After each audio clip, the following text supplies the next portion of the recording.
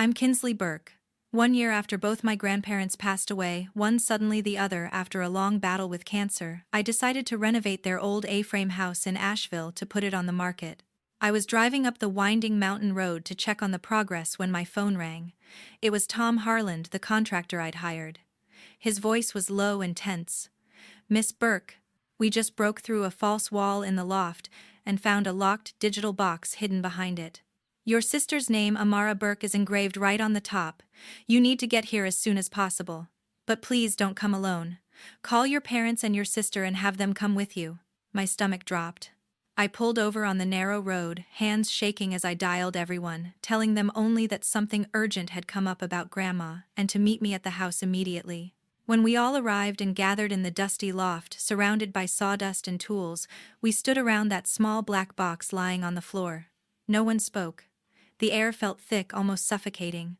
Whatever was inside wasn't just some forgotten keepsake. In that moment, staring at my sister's name etched on the lid, I knew whatever we were about to find would turn everything I thought I knew about my family completely upside down. I still get chills thinking about that instant. Before I tell you what happened next, let me know, where are you watching from right now, and what time is it where you are? Have you ever received a single phone call that changed the way you see the people closest to you forever? Drop your story in the comments below. I read every single one. The old A-frame house sits perched on the side of a mountain just outside Asheville, North Carolina, surrounded by tall pines that sway in the wind almost year-round. Growing up, my younger sister Amara and I spent every summer there with our grandparents. We'd race up the steep wooden stairs to the loft, turning it into our secret clubhouse complete with old blankets draped over beams to make forts and flashlights for late-night storytelling sessions that lasted until Grandma called us down for dinner. The big triangular windows gave us panoramic views of the Blue Ridge Mountains, stretching out endlessly, and on clear days we could spot hawks circling high above or watch storms roll in from miles away. Winter visits felt cozier. We'd all crowd around the stone fireplace downstairs, roasting marshmallows on long forks, while Grandpa repeated his favorite fishing tales from the nearby streams, exaggerating the size of the trout every time.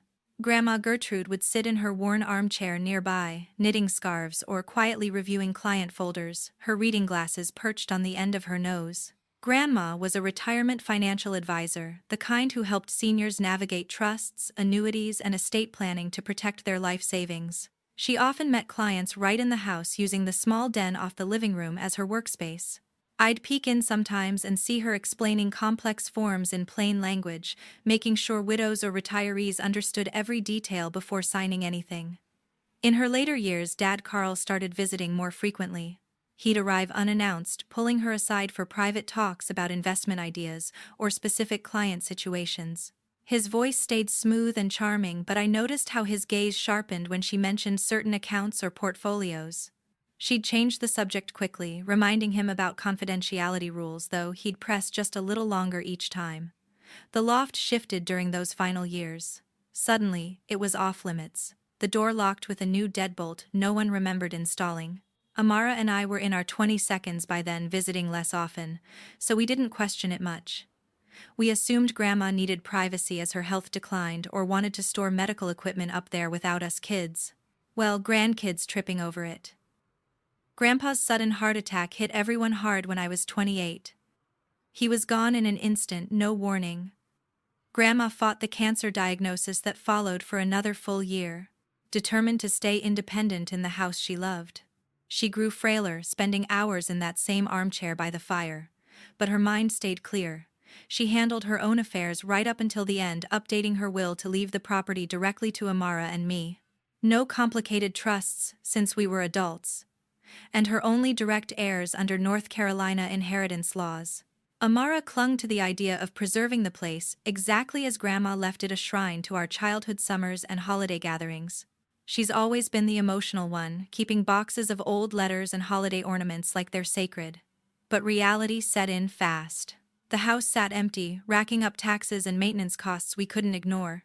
I'd built a steady marketing career in Charlotte, a solid 3-hour drive southeast through the mountains, and was saving for stability. Amara, teaching preschool near Asheville, struggled more post. Divorced single mom life on a modest salary. Renting a cramped apartment that barely fit her and the kid, Letting the property deteriorate felt irresponsible.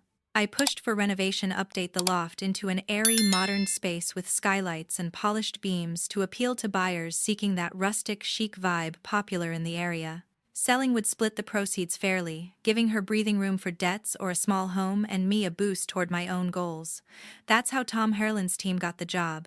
His company specializes in mountain homes dealing with steep roofs, humidity damage, and those tricky A-frame angles that regular contractors botch. We walked through together, initially mapping priorities, starting with the loft for maximum impact on listings. The crew began a few weeks prior, stripping old paneling and prepping for new drywall. During that visit, I spotted Grandma's armchair still tucked in the loft corner, fabric faded but intact. The side drawers showed faint pry marks around the lock scratches that hadn't been there before. She'd once casually mentioned misplacing a few unimportant papers amid treatment side effects, brushing it aside when I asked. It seemed minor than just another quirk of her declining health. Heading up the mountain that morning for a routine check, excitement mixed with bittersweet feelings. The house embodied joy and loss. Intertwined lazy summer days, chasing fireflies, Thanksgiving dinners with extended family, quiet evenings, listening to records on Grandpa's old player. Renovating meant erasing some traces, but keeping it vacant honored no one. Amara reluctantly agreed, understanding the finances. Practicality won out. If only I'd known the crew's work would uncover far more than structural issues or cosmetic fixes. I couldn't wait for the others. The moment Tom hung up, I floored it the rest of the way up the mountain tires, gripping the sharp curves as leaves whipped past the windows. My mind raced faster than the car. Why my sister's name on a hidden box? Why the urgency in his voice? Why insist on bringing the whole family? By the time I pulled into the gravel driveway, the crew had cleared out of the loft to give me space. Tom met me at the bottom of the stairs, handed me gloves, and pointed upward without a word. Dust hung thick in the slanting light from the triangular windows, sawdust crunching under my boots as I climbed alone. The box sat on a tarp in the middle of the exposed beams, matte black, with a small digital keypad glowing faintly. It looked expensive, out of place among the rough pine and insulation scraps. Tom had wiped it clean, revealing the engraving on the lid, Amara Burke, in simple block letters. No date, no other marking. My hands trembled as I knelt beside it. Digital safes like this usually lock out after 3 wrong attempts. Sometimes wiping contents permanently, standard security feature for protecting sensitive documents. I knew Grandma had upgraded her home security in her last years, citing identity theft concerns among her elderly clients. First try her birthday. Red light beep. Second Grandpa's birthday. Another denial. My pulse pounded in my ears. One more wrong code and it could erase everything inside forever. I closed my eyes, picturing her at the kitchen table entering passwords on her tablet, always reusing meaningful dates to avoid forgetting during Chichope fog. Then it hit me, their wedding anniversary, the one she celebrated every year with the same yellow roses delivered to the house. I punched in the numbers slowly. Green light, a soft click, the lid released. Inside lay a single envelope of heavy cream paper, her favorite stationery from the local artisan shop in downtown Asheville, and a folded note on plain white stock. No USB, no stack of files, just handwriting I'd recognize anywhere. The envelope was addressed simply for Kinsley or Amara. Open only if I'm gone. The seal had yellowed slightly, tape brittle from time. I sat cross-legged on the cold plywood subfloor, wind whistling through gaps in the unfinished walls, and carefully slid it open. The letter spanned 3 pages in her distinctive, neat script, though shakier toward the end, ink occasionally smudged, as if written in bursts between pain medication doses. My dearest granddaughters, if you're reading this, I didn't make it long enough to handle things myself. I've suspected for many months that your father Carl has been doing something terribly wrong with some of my clients' retirement funds. It started small, odd questions about accounts pushing for introductions to wealthier seniors. Then discrepancies appeared in statements I reviewed for friends. Money moved in ways that didn't add up, always routed through entities I couldn't trace quickly. The worst part, every suspicious transaction I've found so far ties back to information only available under Amara's name. Her social security number, old addresses, even forged signatures that look disturbingly close to hers. I don't yet have ironclad proof of how deep this goes or exactly how he's managing it, but the pattern is clear enough to terrify me. If authorities ever investigate, Amara would be the first person flagged because everything points to her identity. I've been gathering what I can print outs call logs, bank alerts, but my strength is fading faster than expected. The second sheet has login details for a secure cloud folder where I've uploaded copies. A colleague is helping me keep it updated when I can't. Use it carefully. Please, whatever you do, protect your sister.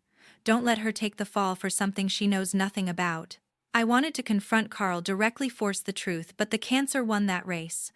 I'm so sorry I couldn't finish this for you both. All my love forever, Grandma Gertrude. The words blurred as tears welled up.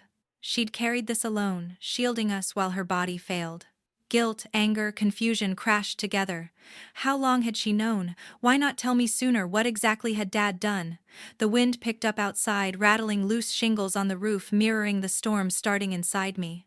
I folded the letter, fully slipped the cloud credentials into my pocket, and sat there on the dusty floor, staring at the empty box that had just shattered the foundation of everything I thought I understood about our family. The drive back to Charlotte felt endless, the mountain roads giving way to interstate traffic as dusk settled in. My mind replayed Grandma's words over and over.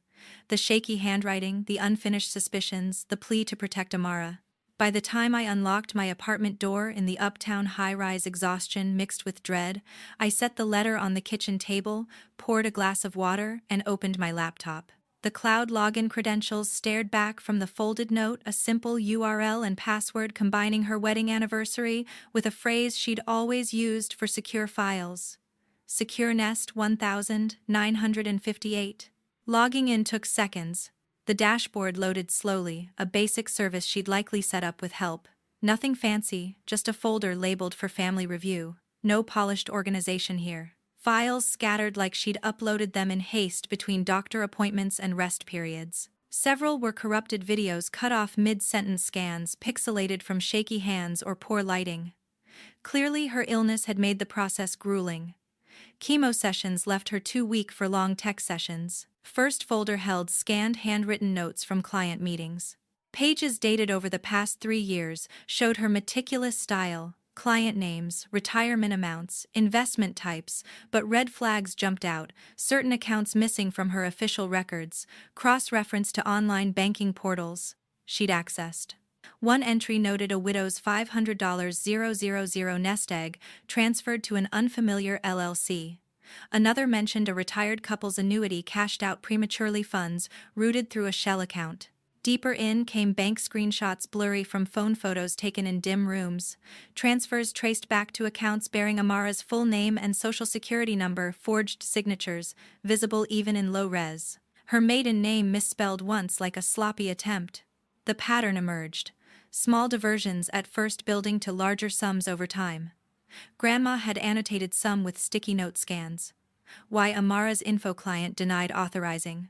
Then the audio files, short video call recordings time-stamped during her final months. Lois Cole, her longtime colleague from the financial advisory firm downtown, must have guided the setup. The files used a secure app for remote recording, probably to avoid detection. I clicked the first one. Grandma appeared on screen, pale and frail in her hospital bed, set up at home. Voice weak but probing. "Carl, about Mrs. Harlan's account, the one you recommended to her son. She says funds vanished." "Explain again." Dad's face filled the other half home office background with his golf trophies. He laughed it off at first. "Mom, you're mixing things up with the meds. I just advised on diversification," but she pressed, figning confusion from painkillers. "The routing shows Amara's details. Why her SSN?" He hesitated, then slipped. "It's nothing, just a placeholder account for routing. She doesn't need to know." The call cut abruptly. File incomplete. Another recording weeks later. Grandma listing specific transfers. Dad grew defensive. "Those clients trusted me through you. It's business." A pause, then his voice lowered. "Amara's info was convenient. Clean record. No questions." Grandma's sigh filled the speakers, heartbreaking. He didn't confess outright, but the evasions painted the picture. He'd exploited her client trust, siphoned retirement savings meant for nest eggs or medical funds, masking trails under Amara's identity to shift blame if caught.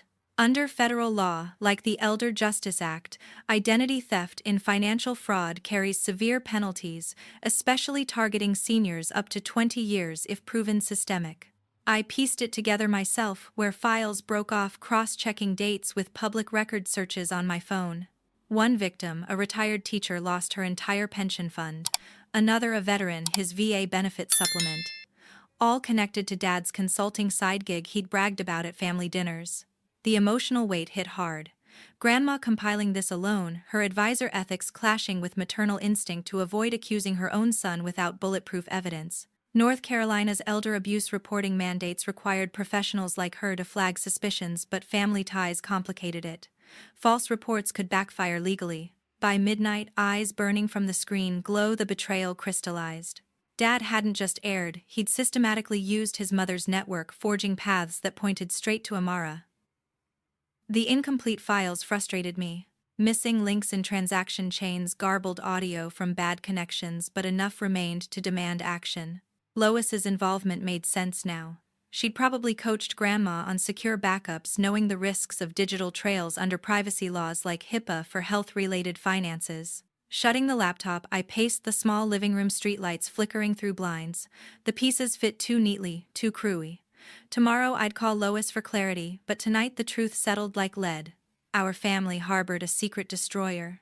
I texted Amara that morning, asking her to meet at the little independent coffee shop on Patton Avenue in downtown Asheville, the one with the mismatched chairs and strong espresso we'd favored since college.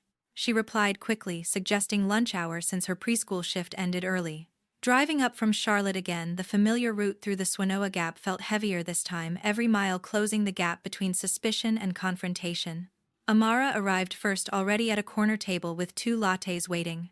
She looked tired, dark circles under her eyes from juggling, teaching, and single parenting, but smiled when she saw me. We hugged longer than usual, the kind that lingers when something unspoken hangs in the air. I wasted no time once we sat. Pulling out my phone, I showed her screenshots from the cloud folder, the forged account statements bearing her name, the transfer trails leading away from elderly clients Grandma had trusted. Her face drained of color as she scrolled. At first, denial. "This can't be right, Kins. Someone hacked my info or something." Then confusion, flipping through images faster. I let her process, sipping my drink while she pieced it together. Slowly, memories surfaced. Wait, those weird bank letters I got years back asking for verification on accounts I never opened. I thought they were scams, shredded them. She paused on a blurry signature scan. And those emails during the divorce, my ex waving printouts at me, accusing me of hiding money. He said my credit was tanked because of secret debts. I swore it wasn't me. The more she talked, the clearer it became.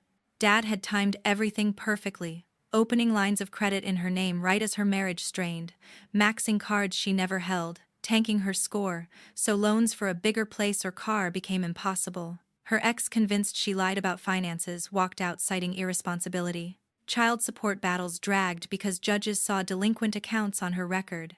Even job offers fell through background checks, flagging fraud alerts tied to her social security number. Amara's hands shook, holding the phone. Shock shifted to something fiercer. All this time I blamed myself. Bad choices, poor money management. Turns out someone deliberately sabotaged me. Her voice cracked, anger rising. We paid the bill and left, deciding fresh air might help. Instead of heading home, I suggested a detour. One victim's name stood out in Grandma's notes. Mrs. Evelyn Whitaker, 83, widowed school principal who'd lost nearly $400,000 meant for grandchildren's college funds. The assisted living facility sat on the outskirts of a low brick building, with manicured gardens popular among Asheville retirees. We checked in at the front desk, explaining we were relatives of a former advisor seeking to follow up on financial matters. Staff led us to a sunlit common room where Mrs. Whitaker sat by a window knitting a scarf despite arthritis-swollen fingers. She welcomed us warmly, eyes lighting when I mentioned Grandma Gertrude. Such a sharp lady, always looked out for us old folks. I eased into it, showing printed summaries, careful not to overwhelm. Her expression darkened, recalling meetings with a consultant recommended by Grandma, polite man in his 50s. Sharp suit promising higher yields on conservative investments. He used the name Charles Benton, said he partnered with your grandmother's firm. Multiple visits, signed forms, funds transferred, then silent statements showing zero balances. I called Gertrude frantic. She promised to investigate, but her health tears welled. Never recovered the money. Had to downsize dreams for the grandkids. When I asked if she'd ever dealt directly with Amara, she shook her head firmly. Never met or spoke to anyone by that name. All contact through Mr. Benton. Confirmation hit Amara like a wave. She gripped my hand under the table, knuckles white. Mrs. Whitaker's story matched the files. Exactly. Same amounts, same timeline, same false assurances. Leaving the facility, Amara walked straighter fury, replacing self-doubt. Years of scraping by, explaining away failures to friends, doubting her own competence, all engineered. The visit transformed her from stunned recipient of bad news into someone ready to fight back. In the parking lot, she turned to me. "We can't let this stand. Whatever it takes." I dialed the number listed in one of Grandma's cloud notes the next morning, heart pounding as it rang. A warm but cautious voice answered. Lois Cole, speaking. I introduced myself as Gertrude's granddaughter, mentioned the hidden files, and asked if she had time to talk. She paused, then suggested we meet in person. These things are better face to face. We arranged to connect at her office in downtown Asheville that afternoon, a small financial planning suite she'd shared with Grandma years ago. Lois greeted me at the door, silver hair pulled back, eyes sharp behind rimless glasses. She led me to a quiet conference room with views of the Blue Ridge Parkway traffic below. Coffee steamed between us as I laid out printed summaries, careful selections, avoiding full victim names to protect privacy under federal guidelines. Her expression tightened reading the annotations. Gertrude confided bits and pieces, she said, voice low. We argued fiercely about it. I pushed her to go straight to authorities. Elder financial exploitation is a reportable offense for advisors under SEC and state rules. But she refused, terrified any premature move would backfire on Amara. Lois explained the heated exchanges. Grandma insisting on more proof to avoid false accusations against family. Lois countering that delays risked more victims losing life savings. She wanted an airtight case so investigators would see the framing immediately. Identity theft layered over fraud makes the innocent party hear your sister, the initial suspect in many probes. Lois had helped set up the cloud account precisely for backups, teaching Grandma basic encryption tools during lunch breaks. I knew her health was slipping. We raced against time. She leaned forward. You're doing the right thing now. I still consult on cases with an IRS special agent focused on elder fraud schemes, Agent Harlan Reyes. He's handled similar identity theft rings targeting retirement assets. With my permission, she called him directly, putting the phone on speaker. Reyes's voice came through calm and professional. Miss, Cole's referred cases are always solid. Send what you have through our secure portal. I'll review tonight. Uploading the intact files from home that evening felt surreal. Bank trails, audio clips, handwritten lists now in official hands. Reyes called back quickly. The evidence impressed him, clear patterns of unauthorized transfers, totaling over $1.8 million across 6 victims, all routed through accounts bearing Amara's credentials. Strong for prosecution, he said, but the framing is sophisticated. Without careful presentation, standard protocol flags the name holder first. Your sister could face subpoenas or freezes before we pivot to the real perpetrator. He outlined risks under federal wire fraud statutes if Dad claimed ignorance or pinned it fully on forged docs. Amara's clean explanation might not hold initially without his direct admission. We need him on record acknowledging control. Reyes suggested a controlled setting, family gathering, where conversation could be legally recorded under North Carolina's 1P party consent law for felony investigations. No warrants needed if I hosted and consented. Lois joined the follow-up call, brainstorming logistics. The house in Asheville provided neutral ground tied to Grandma's estate for plausible cover. We crafted the invitation, a group text claiming workers found additional paperwork in the loft, old trust amendments requiring signatures to finalize probate distribution. North Carolina probate can drag with unsigned addendums, making the excuse believable. Mom and Dad would drive up from their suburb outside Charlotte. Amara lived close enough for a day trip. Reyes coached subtlety, keep discussion, natural steer toward Grandma's client concerns without accusation. Let Dad fill silence's backup audio via my phone in plain sight. No hidden devices to avoid interception laws. Agents would monitor remotely, ready to intervene if escalation warranted safety protocols. The plan crystallized over hours. Arrive early, position seating for clear recording. Have escape phrases if tension spiked. Hanging up relief mixed with nerves. Lois squeezed my hand. Gertrude would be proud you're finishing what she started. Stakes felt immense justice for victims' protection for Amara. Confrontation with the man who'd raised me. But delay wasn't an option. More time meant more risk of Dad covering tracks.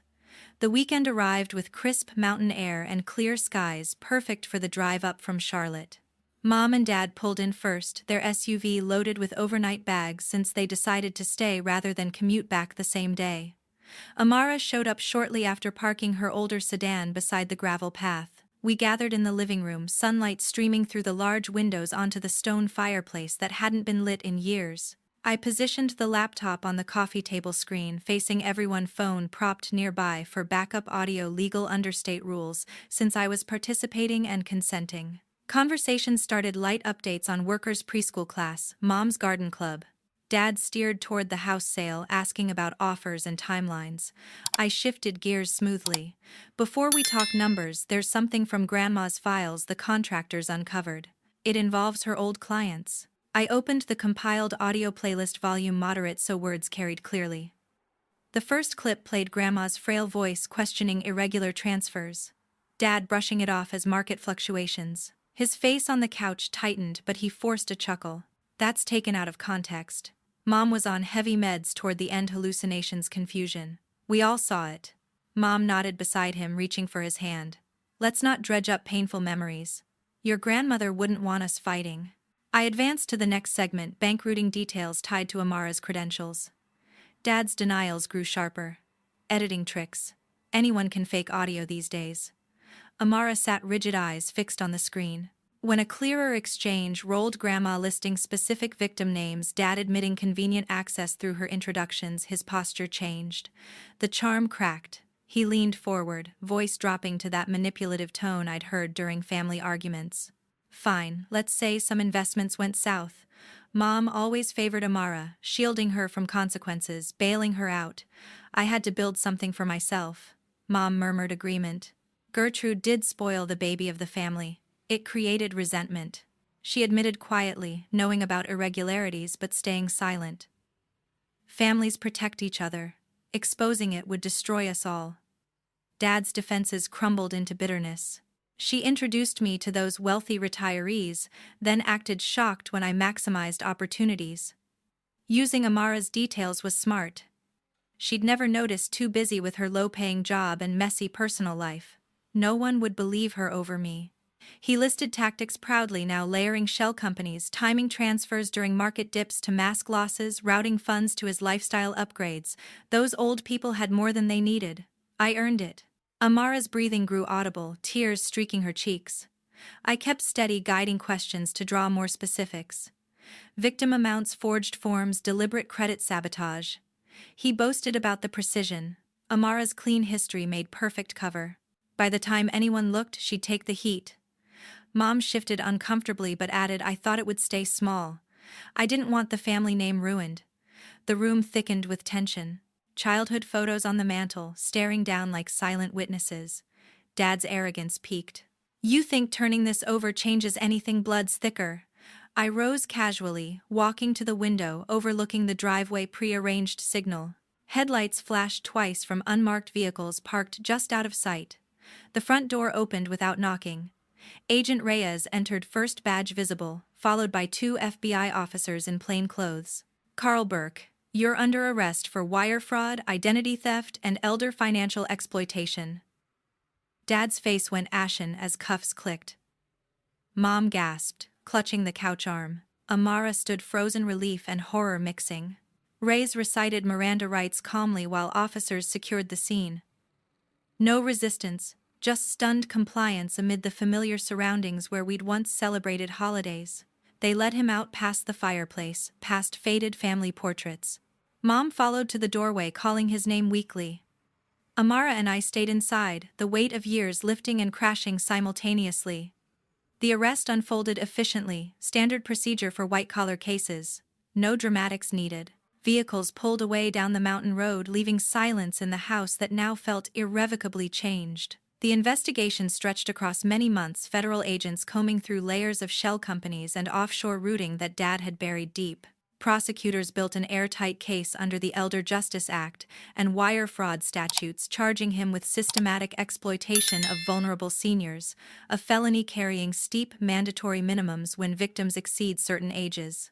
The evidence from Grandma's files, combined with his own recorded admissions, left little room for defense. He accepted a plea deal to avoid a trial that could have added decades, 22 years in a medium-security federal facility in Buettner, North Carolina, with no early parole eligibility under current guidelines. Asset forfeit followed swiftly. The Charlotte house, 4 bedrooms, manicured lawn, all purchased with diverted retirement funds, went to public auction through the U.S. Marshal Service. Luxury vehicles, investment portfolios, even collectibles from his office were seized and liquidated. Proceeds covered restitution first. Nearly 88% returned to the 6 victims, averages in the hundreds of thousands each. Misuse. Whitaker received enough to restore her grandchildren's college funds and cover long-term care upgrades. Others rebuilt depleted nest eggs, some moving from worry about basics to modest security again. The government process dragged, but fairness prevailed. No full recovery, yet substantial justice. Mom chose loyalty to the end. She sold what little remained in her name, downsized to a small apartment near the prison, and attended every visitation allowed. Letters arrived occasionally, at first pleas for understanding, claims of remorse, but Amara and I returned them unopened. We blocked numbers, changed emails when necessary. No contact felt like the only healthy boundary. Amara's recovery started slow, but gained momentum with fraud reports cleared from her record through the identity theft affidavit process. Credit agencies removed the black marks. Her score climbed steadily. Within 18 months, she qualified for a modest FHA loan on a 3-bedroom ranch in a quiet Raleigh suburb, close enough for sister support, far from old ghosts. Teaching preschool brought renewed purpose. Parents noticed her confidence, leading to a coordinator role with better pay and benefits. I shifted jobs too, taking a remote marketing position that let me relocate nearby. Weekends filled with helping her unpack painting rooms, building routines free from past shadows. The A-frame sale closed smoothly. Proceeds split evenly after fees, providing her down payment cushion and my emergency buffer. Watching her sign, closing papers, keys in hand for a place truly hers, marked the real turning point. Cutting ties completely wasn't easy. Holidays felt strange without extended family traditions, birthdays quieter. But toxicity has no place in healing. Blood ties don't obligate endurance of betrayal. American culture values individual well-being alongside family and mental health professionals, emphasize no contact when patterns prove destructive. We chose peace over pretense. Looking back now, the hardest truth Grandma left wasn't just the evidence, it was the lesson in courage. She fought alone to shield us, sacrificing comfort for integrity. Amara and I honor that by protecting our future the same way boundaries, firm trust, earned support unconditional between us. Some relationships can't be salvaged, and forcing them only prolongs pain. Walking away from toxic parents, even biological ones, isn't abandonment. It's self-preservation. A step many take for healthier lives. If there's one thing this taught me, it's that family isn't always defined by DNA. It's built on actions, respect, honesty. Amara and I created ours from scratch, stronger without the weight of deception.